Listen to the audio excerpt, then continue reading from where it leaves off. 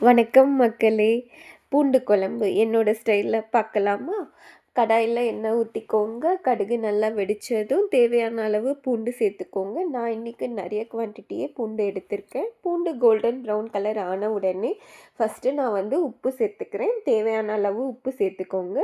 அதுக்கப்புறம் தனியாத்தூள் சேர்த்துக்கோங்க. மஞ்சத்தூள் சேர்த்துக்கோங்க. அதுக்கப்புறம் ஃபைனலா மிளகாய் தூள் சேர்த்துக்கோங்க. இதோட எக்ஸ்ட்ராவா உங்க வீட்ல அரைச்ச சாம்பார் தூள் இருந்தா சேர்த்துக்கோங்க. ட்ரஸ்ட் மீ இது வேற லெவல் டேஸ்ட் கொடுக்கும் நம்மளோட குழம்புக்கு. இந்த 3 இன்கிரீடியன்ட்ஸ நான் அப்புறம் சேர்த்துக்கலாம். இப்போதைக்கு வேணாம். நம்ம ஆட் பண்ண மசாலா கருகாத அளவுக்கு ஸ்டவ்வை நல்லா ஸ்லிம் பண்ணிக்கோங்க. நல்லா வதக்கி விட்டுக்கோங்க ஒரு 2 நிமிஷம். அதுக்கப்புறம் புளி தண்ணி சேர்த்துக்கோங்க. புளி தண்ணி சேர்த்துட்டு நல்லா கலரி விட்டுக்கோங்க. இந்த 3 இன்கிரீடியன்ட்ஸ் என்னென்னன்னு இப்போ பார்க்கலாம்.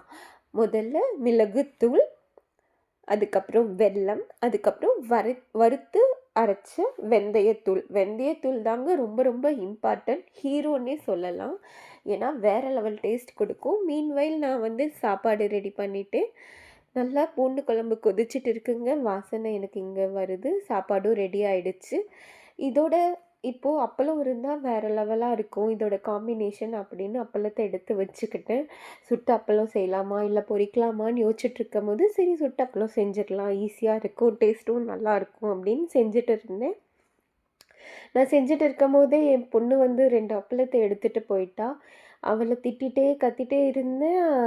அப்படியே கத்திட்டு இருக்கும்போது இந்த அப்பளம் வேற கருகிருச்சு டென்ஷன்ல.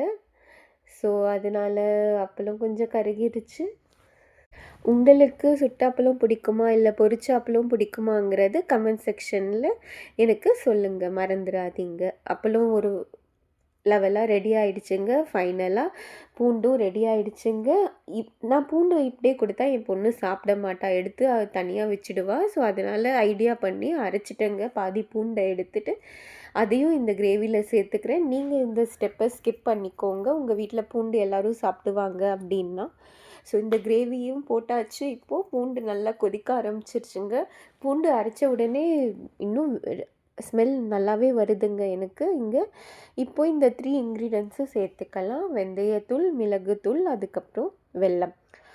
நல்லா பூண்டு குழம்பு கொதிக்க விடுங்க. கொதிக்க கொதிக்க தான் டேஸ்ட்டு நல்லா இறங்கும். ஸோ, அதனால் நான் ஒரு 20 நிமிஷம் கொதிக்கிறேன்.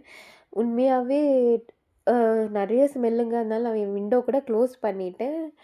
ஃபைனலாக அவுட்புட் ரெடி. எப்படி இருக்குங்கிறத சொல்லுங்கள். Thank you.